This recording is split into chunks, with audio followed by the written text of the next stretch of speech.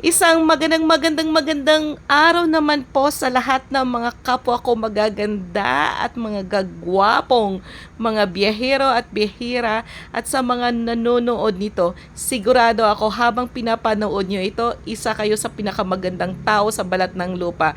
Sa gayon po, pinapakita ko sa inyo ang skyscraper mula sa aking kinaroroonan na kung saan viewing po ang Wakwak Village. Huh? Wakwak? Siguro mga printe ko ara dera ay. Hindi lang, biro lang. Manila is this busy. Kung makikita nyo po, ginamit ko po ang feature ng cellphone na to na time lapse. Kung makikita po ninyo, early morning, ma-traffic na, busy na ang lahat. At kahit gabi, yung boon, yung ginagamit para mag-construct ng building, kasi there is a building construction right beside this one, galaw pa rin siya ng galaw. Ibig sabihin po, kahit gabi yung mga construction worker natin, nagtatrabaho pa rin. Katulad ko rin, gabi nagtatrabaho, kaya mukha na akong wakwak. Kaya sarap tingnan yung village ng Wakwak. Makikita mo po yung mga building din na nasa Green Hills area. At saka dahil sa medyo bukang liwayway pa lang, hindi na natin makikita yung building going to Manila kasi Manila viewing po ng Manila yan. Unfortunately, kahit umaga na yan, hindi mo talaga makikita dahil malubog or hindi malinaw ang sky. Di tulad ng nasa probinsya, hanggat maabot ng paningin mo, makikita mo. Gayon pa man sa mga nangangarap na mamuhay Maynila, ito po siya. Iikot ko po kayo konti, papakita ko sa inyo ang nagtataas ng mga building sa palibot ng Ortigas area. So ngayon po, gagawin ko po, maglalakad ako from the office to Shaw Boulevard. Dadaan po tayo ng San Miguel Avenue and then dadaanan natin ito. Ito yung SM Mega Mall. Diba narinig nyo na yan? So yan po ang SM Mega Mall. So kahit sang sulok ng SM Mega Mall, medyo natin yan. Memorize natin yan kasi ilang taon tayong tumira sa lugar na ito. Ngayon lang pa, saglit-saglit na lang dahil hindi na tayo permanently working in this area. So paiba-iba kami ng office kasi may dalawang office yung aming kumpanya. Kung minsan doon sa kabila, kung minsan doon sa kabila din. Ganon daw yan para balance daw ang life. Tapos kung minsan nasa bahay, kaya palagi tayong may opportunity to travel. And while we are on our way, we're trying to reach out as much as we could. Sa ngayong travel na ito, ano kaya ang good things na magagawa ni KK Guapa? Tingnan natin. One thing for sure, sa episode ng video natin ngayon, gagamitin natin ang Cebu Pacific Airplane as our drone. Kasi wala po tayong drone. Wala pa tayong budget na pambili ng drone. Sa ngayon po, dinadaanan ko o tinatahak ko ang sosyaling lugar na ito. Ito ay sosyaling lugar para sa mga mayayamanin dyan. Wala akong magawa. Dadaan-daan lang ako dito kala 7 ng umaga. Labasan ko ng office. So, gagawin ko, maglalakad ako dito kasi sarado pa yung SM. Hindi tayo makatawid doon. Tatawid tayo hanggang sa makarating ako ng Shaw Boulevard MRT station. Tingnan ninyo, mamayamaning shopping mall. Nandyan ang Gucci. Ano ba yung mga branded na bagay? Kasi ako, hindi talaga ako mahilig sa branded. Mahilig ako sa okay branded. Marami akong branded na damit, pero okay. Ganon. Hindi na siya UK, kundi okay. Okay na yun. Ano ka ba? Ba't ka magagastos? Maraming nangangailangan dyan. So, ito po, I love this place so much. So, paikot-ikot lang ako dito. Kung minsan, sawang-sawa na ako sa isang lugar na dinadaanan ko, iikot naman ako sa kabila, doon na naman ako. This place reminds me of so many memories. Ang dami kong memory dito. Ang dami kong, kung minsan mga nadadaanan na kailangan ng tulong. So, we tried our best na maka-extend ng tulong. Kung minsan mali yung taong ma-extend mo ng help. Gayon pa man, hindi tayo magsasawang tumulong sa mga nangangailangan. Katulad ng sinabi ko po, Manila is a land of opportunity or is a city of opportunity But then marami po sa mga kababayan natin ang hindi sinuwerte sa lugar na ito. Kaya sa inyo dyan, sa mga nagkaroon ng konting privilege o kaya konting ginhawa sa buhay, kung minsan po kumadaan kayo sa lugar na ito, kung may nangangailangan, please try to extend your help. Ayoko pong i-video ang mga bagay na iyon, but then I'm appealing to you all. Kung kayo ay nakakakita ng nangangailangan, please tulungan po natin sila. Kahit na kung minsan akala natin mukhang mga scammer yan sila, pero mga tao pa rin yan sila. They are still the spirit children of our Heavenly Father. Hindi natin alam, baka sa pag-extend natin ng help sa kanila, we could be able to touch their lives and we could be able to help them change. We never know.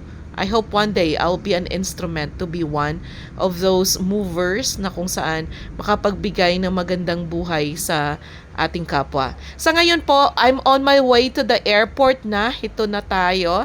So, dahil nag-web check-in na tayo, pinrint na lang natin ang ating boarding pass. Tuloy-tuloy na tayo. Pasok na tayo. Kung si mama palagbugayon, ta naman ang panganod, sini tekay na wala tasang upod nga magbaylan, kag madugay ang baylan, kinanlanon nga mapuli ako subong. So, kinanlan nga mag-eroplano na lang kag nag-promise ako kay KK nga mapuli ako sa Marso. Amo na ni subong papuli na kita amo lang galing ni sa sa Cebu Pacific, kinanlan mo pa masakay sa bus, tapos dalon ka sang bus dito sa malayo, kay dito nagaparking ang eroplano. Amo na ni mayo lang kay naging group 1 ako kag kanami sa tong travel agent nga nagbulig sa akon makabakal sining ticket ko subong, kundi group 1 ako kag ari ko sa mayo nga nga side, ari kita ko niya sa window side kung ano ning emergency sini ako galit sing rescuer hindi man lang ako damo man kami. Anyway, last bus na yata yan ang dumating na yan. So, last bus na yan. So, mamaya-maya po, aatras na ang eroplano. Tingnan nyo po kung paano umatras yung eroplano. Haya na, preparing na po tayo. Mag-a-announce na mamaya-maya ang piloto na kailangan na nating mag-prepare for take-off. Dahan-dahan na mag-aatras na. The moment na umatras itong eroplano na ito, Bisaya na sabta kay maadto man tag Jensen. Puyo ta anay dire sa atong pulungkuan kay unsa man na I'm trying hard to speak Cebuano. Pero I can understand kasi I am from the south. I can understand a number of dialects. I can understand a little bit Ilocano, Bicol, of course Bisaya, makapag-intindi talaga, and then I can converse a little bit, but then naiintindihan ko. Wag lang masyadong lawom kay budlay makayo lawom oy kadang mga nasa sa Cebu, pero bisag unsa nila kadasig maintindihan sa kay di makayo kalayuan ang Jensen na Bisaya ug ang Cebu na Cebuano. Bisaya man good ko. Pero Ilonggo lang ta kung kisa sa mga gusto nga mag-request nga mag-inilonggo ako, pwede gid ako mag-inilonggo sa dire-diretso. Kaya kuya, maski nagdugay ko sa Manila for how many years kami sa Manila, Ilonggo kami sa sulod sang balay namon. Maski mga hinablos ko nga maski natawo na sa Manila kag mga Tagalog man ang ilang nanay, napatuo na namon ya Ilonggo ya. Hindi na pwede sa balay kay kung nami mga king mo nga nag-inilonggo kaya mo kay lambing bari na kita subong amat-amat na kita subong nga dlagan ang eroplano sa tarmac. Dugay-dugay nga ini malupad na siya. Kita mo, sosyal na nga aton nga drone. Here we are, we're about to take off. Watch. Pero sa totoo lang talaga sa biyaheng ito, I feel so excited kasi it has been like few months na hindi ako nakasakay ng eroplano. At saka first time ko na magbi-video habang nagbibiyahe. Feeling ko parang luka-luka ako. Ewan ko dyan sa mga vlogger. Siguro feel din nila yun kung minsan na parang luka-luka sila, kinakausap nila sarili nila. Tapos nagbi-video sila. Kasi natuto lang I really don't like taking videos. Ang tagal ko pong natuto ng smartphone. Tapos nung natuto po ako, medyo ang dami kong sabit na ginawa sa buhay ko. Kaya medyo hindi ako taong mahilig sa technology. Although I work for a technology company, Pero hindi ako yon. Ayan, tingnan ninyo, oh, nagpupila na yung mga eroplano. So yan, mauuna yan magte-take off. Ewan ko saan ang papunta yan, basta alam ko lilipad yan sa ere. Titingnan natin yung yung clouds, ang ganda. So there's something that you would be able to enjoy here. I don't know if you like it, but then ako, gustong-gusto ko kasi there was a point na nakita ko na parang sabi ko may parang bundok na sa itaas ng clouds, kasi yung clouds na sa ilalim namin syempre nasa taas ka, yung eroplano sa taas ng clouds, tapos nandun yung ano, tapos may biglang nakita ako ng tuktok ng bundok. So hindi ko akalain na yung Mount Apo pala sa taas niya natataasan niya pa pala yung clouds. Kaya pala pag nasa ilalim kami ng Mount Apo, kung we're traveling from Davao City, from North Cotabato to Davao City, makikita mo na yung hindi mo nakikita yung buong kabuuan ng Mount Apo kasi palagi siyang tabon ng clouds. Yun pala, pag nasa taas ka ng eroplano, makikita mo yung tuktok ng Mount Apo. Siguro ang lamig nun kasi you are na above the clouds eh. Pag nandun ka na sa summit ng Mount Apo. Medyo may pagkaano din tayo, mahilig din tayo sa mountain hiking. Siguro one time, maganda yun na i-hike natin. Sana may mga makasama ako sa pag-hike na ito. Ayan na po, tatakbo na ang eroplano. Lilipad na pala siya, hindi siya tumatakbo. Lilipad siya. Sa ngayon, tumatakbo siya sa tarmac. Okay, sa kanyang runway. Tapos, mamaya-maya, lilipad na siya. Makikita na natin ang kagandahan at ng Maynila. Mula mag-take off po ang eroplano, hindi na ako magvo-voice over. Pakinggan na lang natin ang huni ng eroplano habang siya ay nasa ere at saka i-enjoy natin yung Sea of Clouds.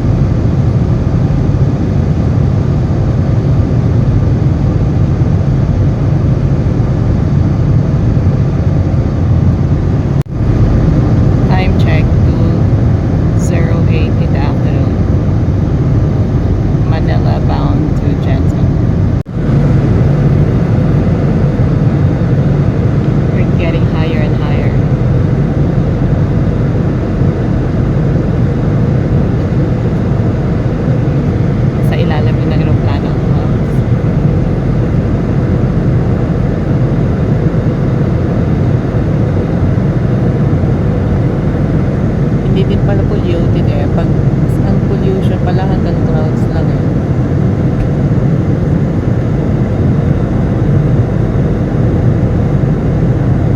Ang ganda ng atmosphere. Ayan, tumataas na ng tumataas tayo. Mamaya-maya, yan na. Wala na ako masyadong makitang mga lupa. Puro na lang clouds kasi mas mataas na tayo sa clouds. Kanina medyo malapit na tayo sa clouds. Ngayon mataas na tayo sa clouds. Babalik tayo mag-video pag may makita na tayong lupa ulit. This Filipino film features college sweethearts and a longtime couple. It stars Bea Alonzo as Basha and John Lloyd as Popoy. We have quick one here in front. The correct answer is Juan Marchand. Congratulations. And now to our last prize. This film is about a couple who met at a cruise ship. It stars Leonardo DiCaprio as Jack and Kate Winslet as Rose.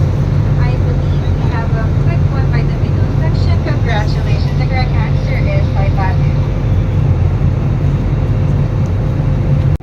Time check, 2:49 p.m.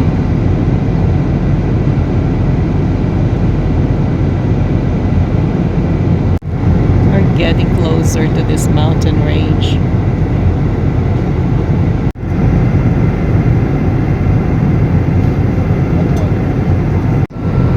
We're expecting touchdown time at around 3:36 p.m. Time check right now is 3:05 p.m. We'll be arriving 5 minutes ahead of schedule, traffic permitting. Weather on Jensen is reported to be fair. The winds coming from the north and ground temperature of 32 degrees Celsius. On behalf of Cebu Pacific, I would like to take you for a flying with us, and we hope to be of service to you again in your future flights.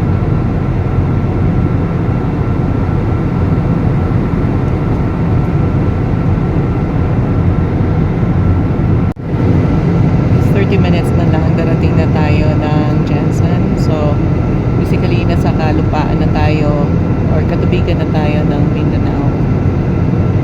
Hindi, may mga tubig at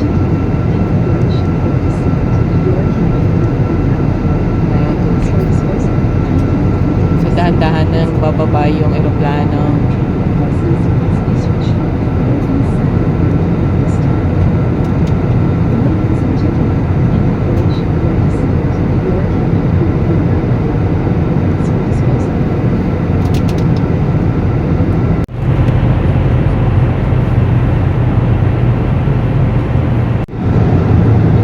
Dahan-dahan ang bumababa ang eroplano. Palapit na tayo sa clouds. Kanina ang taas, mas mataas na tayo sa clouds. Ngayon medyo malapit na magka-level yung clouds at ang eroplano. This is what they call Sea of Clouds. Sea of Clouds of Mindanao. Ayan, nakikita mo na yung mga lupa. Malapit na tayo, palapit. Nandito na tayo sa kalupaan ng Mindanao.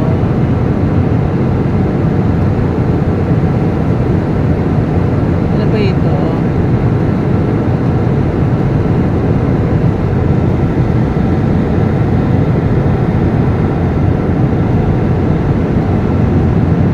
Nakaka-excite.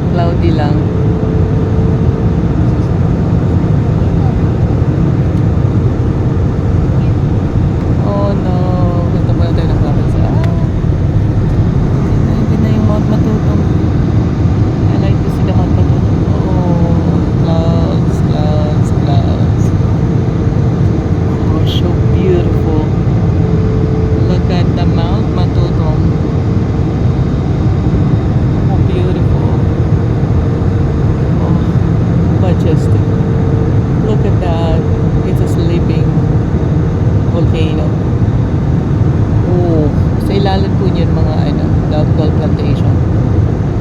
Oh, beautiful. You can see it on the window. Napakaswerte ko ang side ko ayan dito kasi first time ko I have the view of the Mount Matuto. Oh, beautiful. This is Mindanao.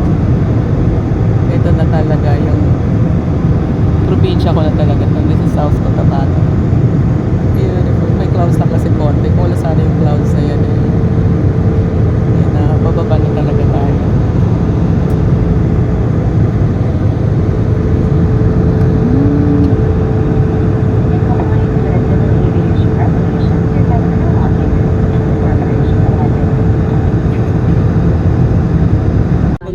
Back to office ko.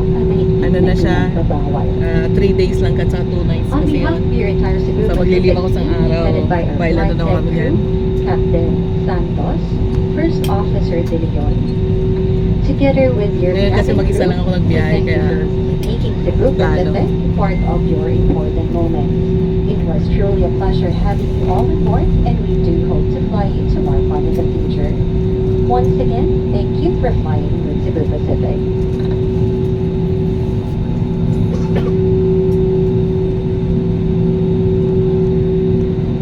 Once again, we ask that you keep your area clean and tidy, and if you receive buckets of any remaining litter, please bring these with you after you receive. You may dispose this in the bin Ang near the ganda ng... exit. Ang ganda dito mo pala makita ang beauty ng Mount Parker eh. Ayan, mga kapoy, amang matutom yan. Mount Parker. Ay, hindi. Oh, matutong pala. Matutong not Parker. Yeah, sorry. Matutong pala. Oh. Parang ano na rin eh. Parang Legazpi na rin eh. Pero yan kasi may anak eh. Yung Legazpi kasi wala eh. Yung Mayon. Alas pare-pares lang na ano. Alas pare-pareha sila ng yung hugis. May anak lang yan eh.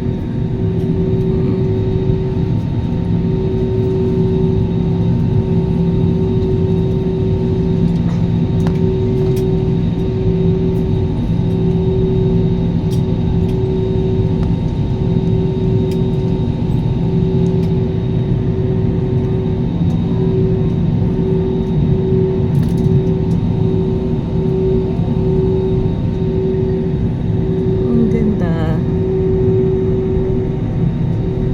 Disarm doors for arrival and crossing. Your cabin crew will and to do safety related research, check your surroundings to be your pocket to ensure you do not leave any.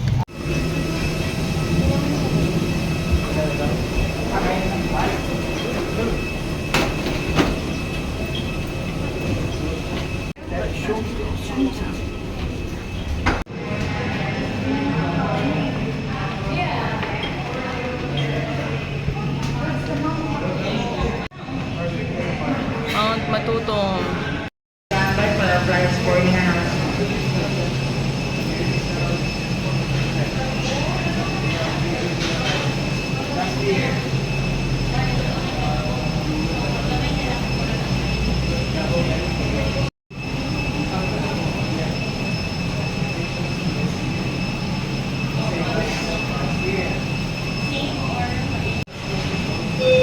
Ramdam ko na yung init ng Mindanao.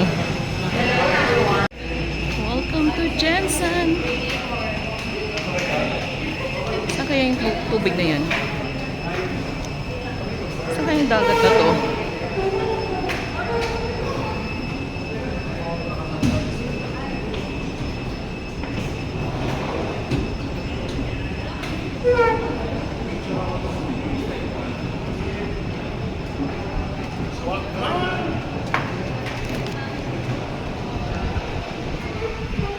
Siya pang mayor?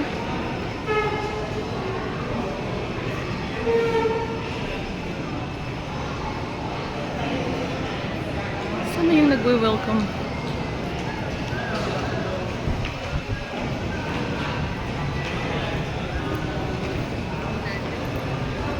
Welcome to Jensen. Wala ang gulay.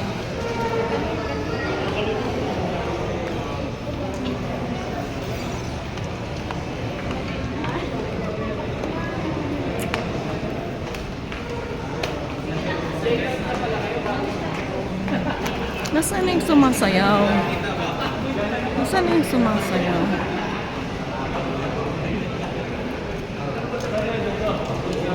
Nasaan yung sumasayaw?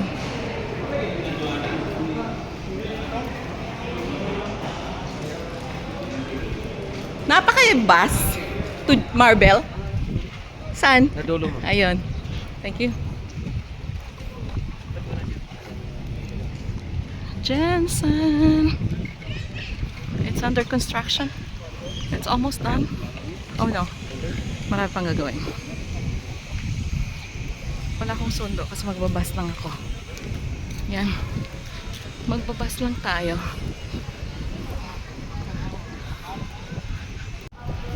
Magbabas lang tayo. Wala tayong sundo. Magbabas tayo to Marbel.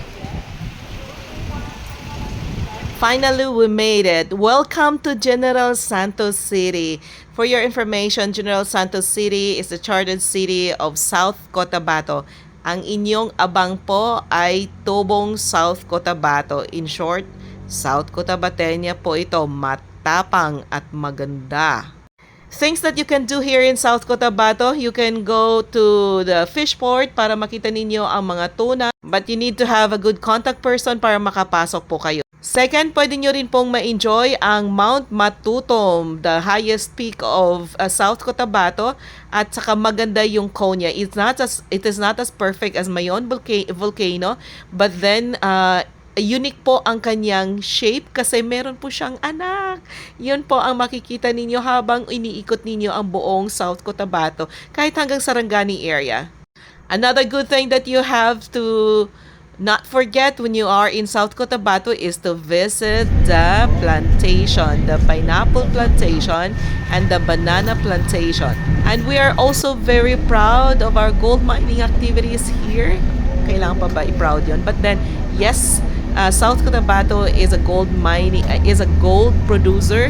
Meron po kami sa Tampakan at sa Tipoli, South Cotabato. For your information, Tampakan is so far considered as one of the largest ore deposit in the world, and it will start, the full operation will start in 2026.